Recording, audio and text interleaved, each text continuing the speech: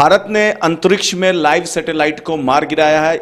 इसकी जानकारी खुद प्रधानमंत्री मोदी ने आकर मीडिया को दिया और जैसे ही प्रधानमंत्री मोदी ने इसकी जानकारी मीडिया पर दिया, इस मुद्दे पर राजनीति शुरू हो गई। खुद कांग्रेस के राष्ट्रीय अध्यक्ष राहुल गांधी ने बाकायदा जो वैज्ञानिक है उनको शुभकामनाएं दी, बधाई दी, लेकिन प्रधानमंत्री मोदी पर तंज कसा और ट्वीट करके कहा है कि प्रधानमंत्री मोदी जी को भी मैं बधाई देना चाहता हूं। तंज के लहजे में कहा है कि मैं प्रधानमंत्री मोदी जी को बधाई देना चाहता हूं वर्ल्ड इंटरनेशनल थिएटर डे के लिए। और इसी पर मेरे साथ बात करने के लिए हैं प्रेमचंद्र मिश्रा जी। सर, स्वागत है आपका। और आप लोग पे आरोप लगा रहा है विपक्ष और एनडीए विशेष तौर पे कि आप लोग हर मुद्दे पे राजनीति करते हैं, चाहे वो सैनिक का शौर्य हो, चाहे वैज्ञानिक के सफल मिशन हो, तो हर मुद्दे पर आप लोग क्यों राजनीति करते हैं, ऐसा विपक्ष का कहना है। नहीं, पता नहीं बीजेपी क्या कहती है। कांग्रेस पार्टी तो आरंभ से इस बात की पक्षधर रही है कि हम हमारी तीनों सेना पराक्रम को दिखाए, और उसके लिए हम अपने शासन में जब हमारी सरकार थी तो हमने अपने सैनिकों को, चाहे जल हो, थल हो, वायु हो, अंतरिक्ष हो, इन तमाम जगहों पर हमने भारत की मजबूती को हमेशा प्रश्रय दिया। आज जो एक मिशन शक्ति की सफलता हुई है अंतरिक्ष में, निश्चित तौर पे ये भारत की बड़ी सफलता है। कांग्रेस पार्टी को इस सफलता पर कोई परेशानी नहीं है, ये तो हमारा काम है, हमने आरंभ किया था। डॉक्टर मनमोहन सिंह जब प्रधानमंत्री थे, ये उस समय काम आरंभ हुआ, तो हम अपनी योजना के क्रियान्वयन पर क्यों परेशानी में होंगे। ये गौरव जो आज देश को मिला है, ये कांग्रेस की देन है। ये निरंतर प्रक्रिया होती है, कोई साल 2 साल में ये काम नहीं होता। 2012 से इस पर काम चल रहा था, संयोग है कि आज उसे अमली जामा पहनाया। तो मैं समझता हूँ यह देश के लिए गर्व का विषय है।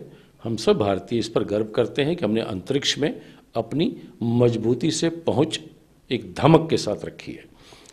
लेकिन सवाल ये होता है कि जिस तरह से आज इस बड़े उपलब्धि पर हमें अपने वैज्ञानिकों को धन्यवाद देना चाहिए, बधाई देना चाहिए, जो डीआरडीओ के हमारे वैज्ञानिक हैं जिन्होंने निरंतर इस पर परिश्रम किया।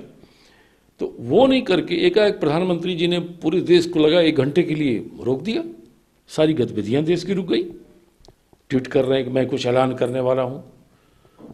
चुनाव चल रहा है, आचार संहिता लागू है, आप कोई बड़ा ऐलान कर भी नहीं सकते, लेकिन आपने किया, देश को रोक दिया। सभी लोगों के पता नहीं क्या करने वाले हैं।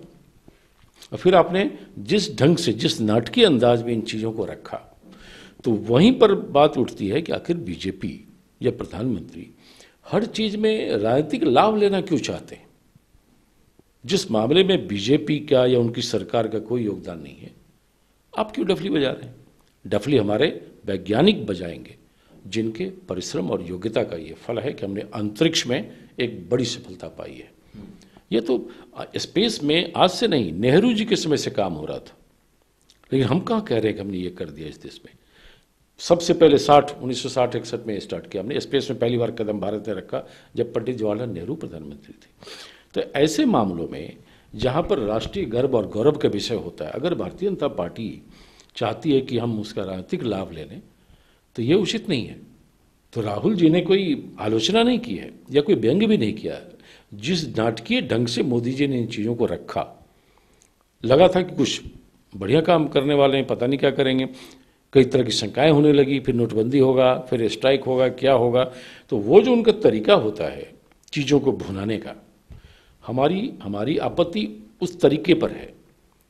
यह बीजेपी की उपलब्धि नहीं है, यह मोदी सरकार की उपलब्धि नहीं है। उस हिसाब से देखें तो ये कांग्रेस सरकार की उपलब्धि है। तो हमें as a congressman, as a countryman, ये हमारे लिए गर्व का विषय है कि हमने अंतरिक्ष में एक बहुत ही बड़ी उपलब्धि देश को आज दिलाई है।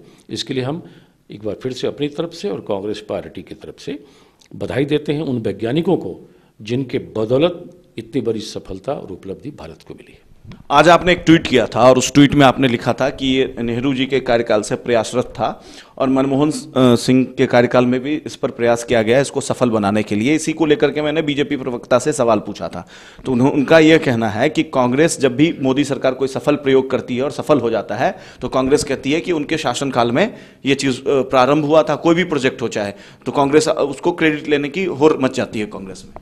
नहीं, हम क्रेडिट लेने वालों में से नहीं हैं। हमने तो इस देश में सुई से लेके कल कारखाना तक बनाया है। आज़ादी के समय क्या था अपने पास? तो आज जो कुछ भी देश में है, देश ने जो प्रगति की है, वो कांग्रेस का देन है, हमारी सरकार का देन है। और तभी तो देश की जनता बार बार कांग्रेस को चुनती रही है। बीजेपी को आती दोबारा इस देश की जनता ने वोट नहीं करा है। तो ये जो चीज़ें वो कह रहे हैं, तो उन्हें बताना चाहिए कि पिछले 5 वर्षों में जब से मोदी जी प्रधानमंत्री हैं, आपने कौन से वादे पूरे किए, आपकी इसमें क्या उपलब्धि है, आपका क्या योगदान है, आपने इसमें कौन सा पॉलिसी डिसीजन लिया, आपने कौन से कदम उठाए, आपने कहाँ कहा कि हाँ ये काम हमको करना है। तो जो भी चीज़ें आप फीता काटने का काम कर रहे हैं, चाहे आप जम्मू वाला ट्रेन को आप ले लें, आप मंगलयान की बात कर लें, चंद्रयान की बात करें, आपकी जितने इवन नॉर्थ ईस्ट के एरिया में ट्रेन गई, तो जो भी चीज़ें मोदी जी ने उद्घाटन किया है, वो योजनाएं, उनका क्रियान्वयन हमारे समय ही चल रहा था। ये संजोग है कि सरकार 2014 में बदली, फिर अब फटाफट उस पर फीता काटने लगे। तो मोदी जी दूसरे के पके पकाए खाने को खाने के आदी नेता हैं। अपने व्यक्तिगत तौर पे बीजेपी अगर ये बता दे कि इन 5 वर्षों में मोदी सरकार की क्या उपलब्धि है या क्या देन है इस देश के लिए, क्या उन्होंने एक भी अपने वादे पूरे किए? उन्होंने कहा था कि हम गरीबी मिटाएंगे, उन्होंने कहा था हम महंगाई कम करेंगे, उन्होंने कहा पेट्रोल डीजल 30 रुपये लीटर मिलेगा, उन्होंने कहा था गैस बहुत हम सस्ता कर देंगे, गैस का सिलेंडर, उन्होंने कहा था हम 2 करोड़ लोगों को हर साल नौकरी देंगे।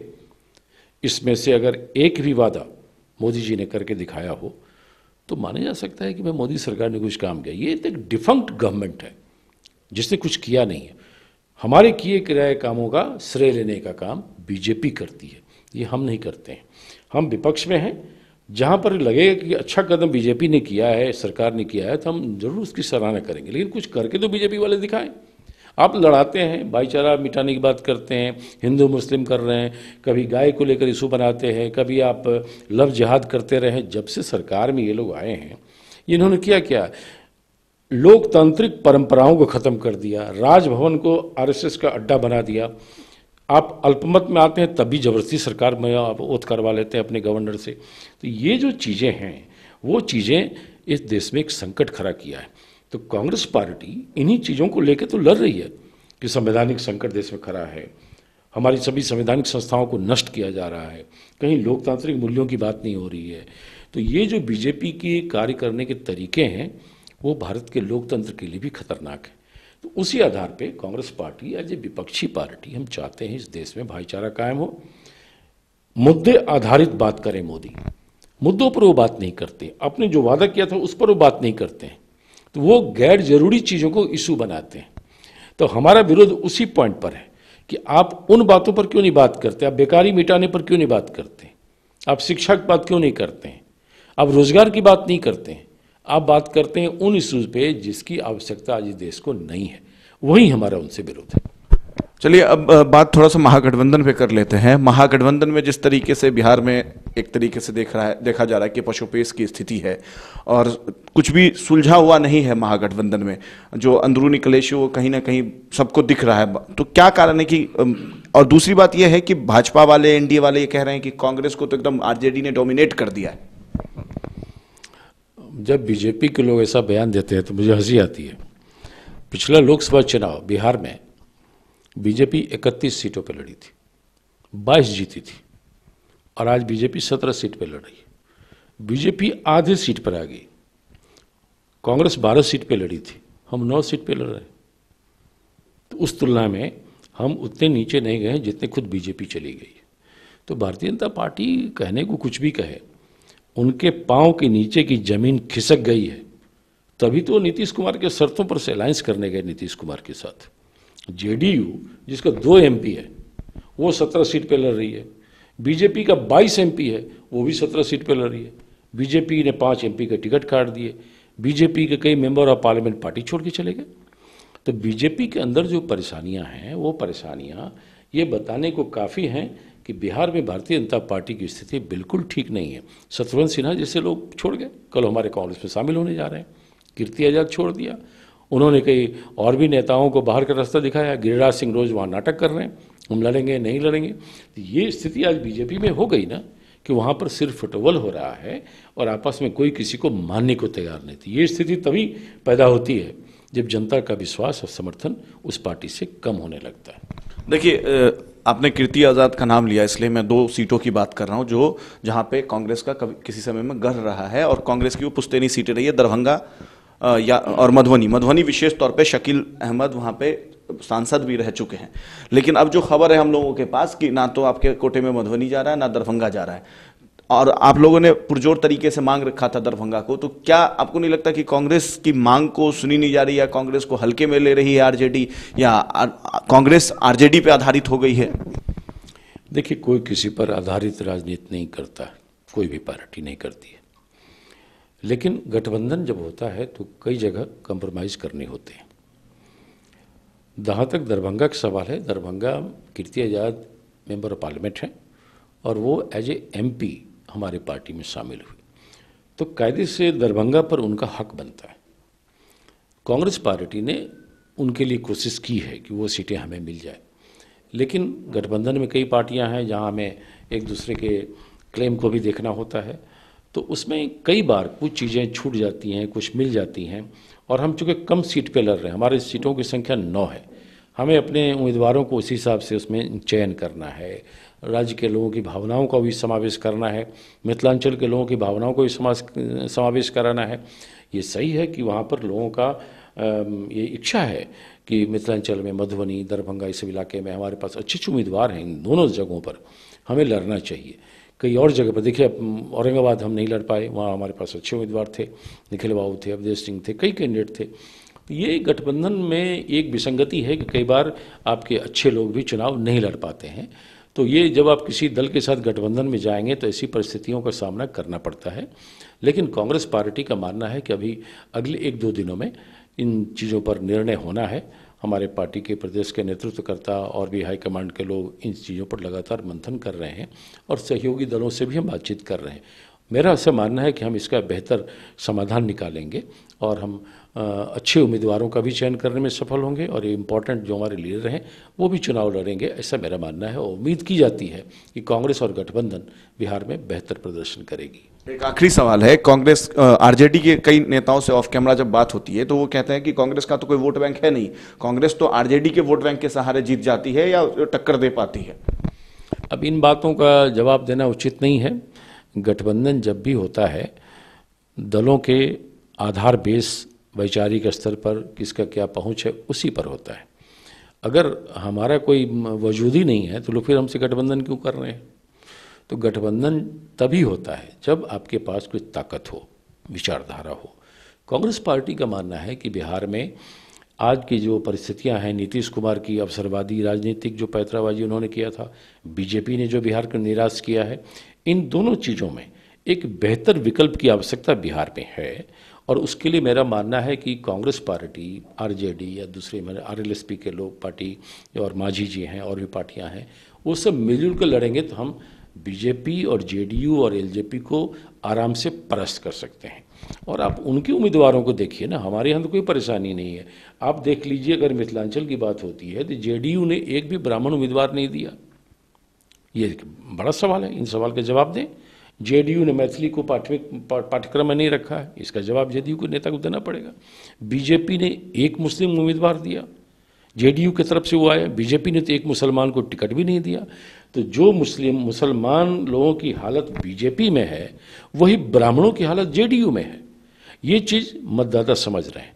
तो मैं समझता हूँ कि कांग्रेस और आरजेडी के साथ हमारा गठबंधन का जो स्वरूप आप देखेंगे, जब हमारे उम्मीदवारों की सूची जारी होगी तो उसमें हर वर्ग के लोग होंगे और समाज के अधिकांश वर्ग का प्रतिनिधित्व तो हमारा उम्मीदवार करेगा।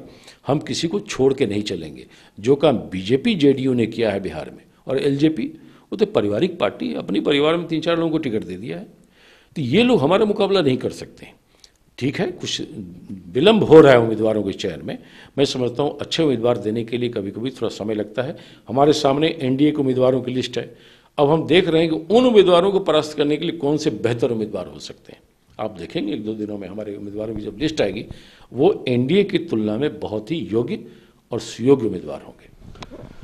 तो ये थे मेरे साथ कांग्रेस के प्रवक्ता प्रेमचंद्र मिश्रा, जिनका ये साफ कहना है कि महागठबंधन में सब कुछ ठीक है, लेकिन कांग्रेस की जो ताकत है उसको कम करके आंकने की जरूरत नहीं है, क्योंकि कांग्रेस समय रहते अपनी ताकत का एहसास भी कराएगी। और वो वेट एंड वॉच की रणनीति अपना रहे हैं। अभी एनडीए ने अपना प्रत्याशी उतारा है, अब उसको उस प्रत्याशी के हिसाब से ये लोग अपना पहलवान उतारेंगे। कैमरा सहयोगी सैयद के साथ Ashutosh Jha, city post live, Patna.